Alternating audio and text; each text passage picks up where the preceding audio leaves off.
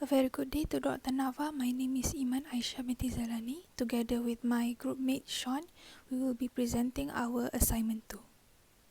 In AWS, first we create Virtual Private Cloud VPC and configure as shown in the video. We'll click Create VPC and it's done.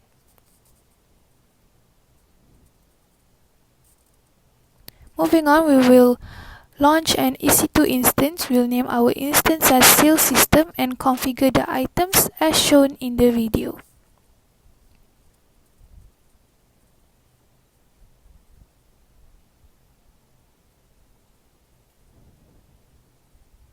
Once the configuration is done, click on Launch Instance and EC2 is successfully created. We can click this link to view our instance. Then click on Instance State and then choose Security and then Get Windows Password. Here we can upload private key file and we choose labsuser.pem in order to connect to our EC2 instances. We click on Decrypt Password and a summary of details will be shown like this, and also our PC will be notified like this, and then click on Yes. Moving on to creating database. Next, we will create database and configure as shown here, which includes items such as engine options, templates, settings, storage, connectivity, DB authentication, monitoring, and many more.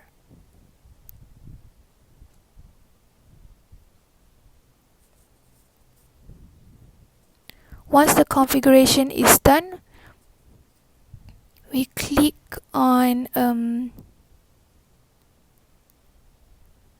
Create Database button. There's an error, but as we can see, the status of the database is creating. And we need to wait a bit until it becomes available. So next, here is the endpoint and also the port. So next we scroll down to the security group rules and click on the first one. In the inbound rules tab below, click on Edit Inbound Rules. After that, we click on Add Rule, and for the type we choose All Traffic. And for the source, we will be choosing Anywhere IPv4. So next, click on Save Rules, wait a bit, and security rules have been edited successfully. So next, in RDS page from the database we created earlier, copy the endpoint link and details like username and password. So we'll connect the database using MySQL Workbench, paste the endpoint earlier to the host name the connection name, and also fill the username and password as what we've seen previously on RDS page. After clicking OK, a notice like this will pop up to notify the connection is successful. Click on the connection and wait for it to be loaded. So here we can insert query in order to check our database is connected or not, and we can see here the sales system appears in the result. So next, here we will copy all of this script and then paste it in MySQL Workbench.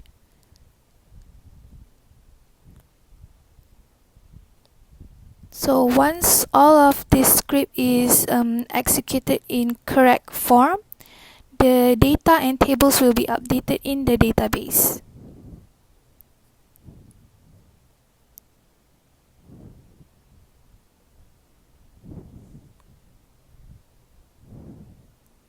So after that, we can check the tables and data by running script or select queries like this, and then MySQL will display it on the results. That's all from me. Thank you very much. Moving to Sean. Hello sir, I'm Sean and I'll be presenting the code running on EC2. In the code, we can see that the code is connected to the RT5 database, and the host we can see that is sales system, and the port is using 3306, port 3306. So from here, I will start to run the code.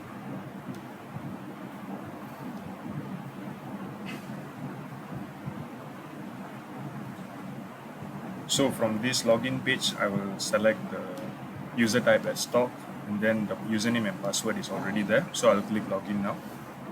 So we can see that the code is able to access the stock page. And then when we click view stock, we can see what is the current stock value in the database. So using the workbench, we can also query the database and then see what is the values currently in the database. So to add the item, we will select watermelon and then we will put in the quantity as 20. We will click update. And then from here, we can see that the stock amount has already changed from 60 to 80. So we will try again with a different item. We will now select banana. And then current value of banana is 60. So now we will add the quantity as 25. And then we will click view stock. From 60, it has changed to 85. So if we query the database again directly from Amazon, we can see the values have also changed accordingly. So now for the deleting item, we will select watermelon. Watermelon's value currently is 80. And then now we will delete the quantity of 55 from the database. And then when we click view stock, we can see that the quantity has reduced. So we will check this in the database. We can see currently is 80. And then now when we query the database again, we can see that the value has been reduced.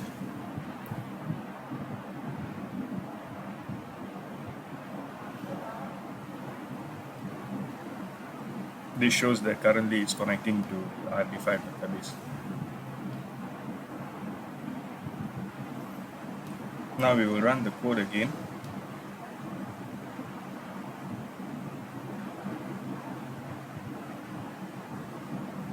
Now we will select the user type as system admin and we will log in as system admin.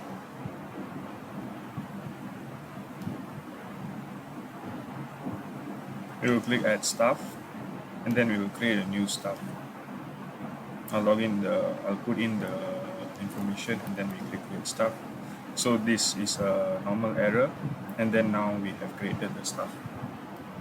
So when we click the staff, select from staff, at the end we will be able to see what is the staff has been created, and this is the new staff's name. You can see as we created. The person's name is Spider-Man. So we will try to create another staff, and then once we created the staff, we curate the database again.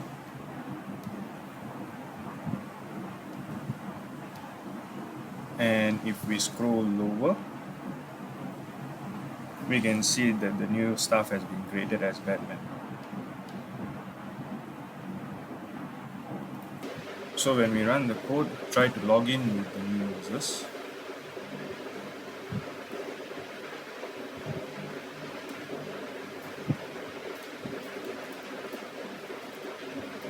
And we can see that the app is able to, we can log in the app with the new users.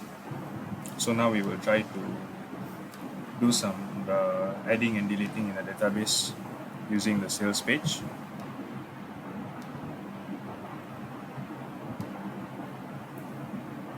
So from here we can see the quantity and all these items here. We will query the stock and we can see that the current stock is these values, and then from after this transaction the stock values will reduce, and the order, there will be one new order in the database recorded. So currently we query the database and see what is the last order amount, and the ID is 8. So after the transaction from the application, the ID will change to 9 with adding a new ID there. So we query orders again after the transaction and we can see that there is a new entry at the bottom.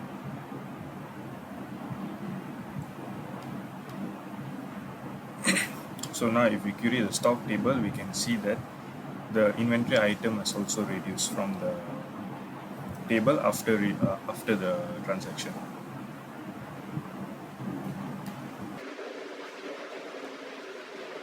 When creating the database, public access was not given. So when we try to connect with the database using a MySQL Workbench, not from EC2, the connection status has failed. To improve the security in the RDFI database, you should enable enhanced monitoring, reduce backup file retention period, enable backup file replication in other AWS regions, enable logging, and enable delete protection for the database.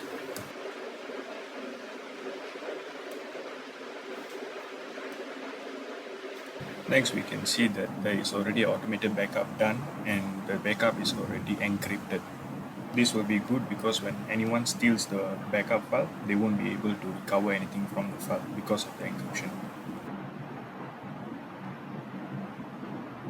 Here we can see all the events which has taken place during the database creation and when the automatic backup was created.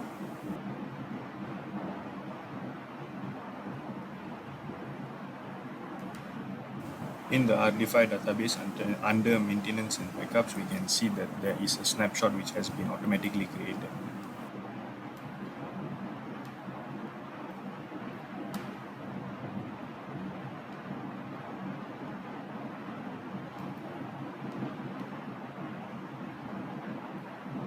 When we select the snapshot, we can see further details about the snapshot.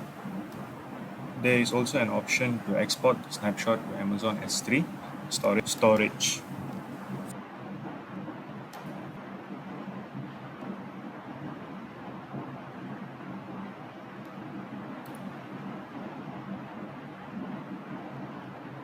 For the export, we need to create a secret key, but currently due to the account restrictions, we cannot create the secret key to export the backup file to Amazon S3.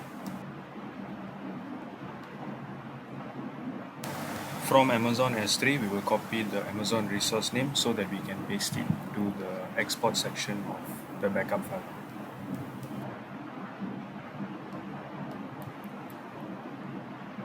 For demonstration purpose, we have created a sample S3 storage, blocking all public access from this S3 storage, enabling server-side encryption with Amazon S3 managed keys. In order to export backup files to Amazon S3, we have to specify certain permissions to Amazon S3. In this demonstration for the policy, we have highlighted what are the required permissions which you have to give to Amazon S3 in order to be able to export the backup file to Amazon S3. In order to store the automated backup files into Amazon S3, we have to specify which bucket to use from Amazon S3. For this purpose, we will copy the name from the sample created bucket and then paste the name here in the Amazon resource name.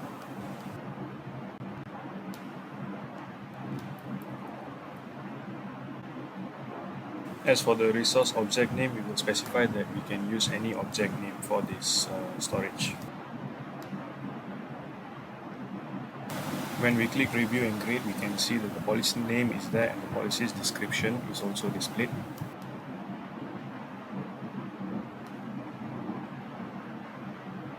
After adding all the required details, we can see that we do not have enough account permissions to create the policy for Amazon S3.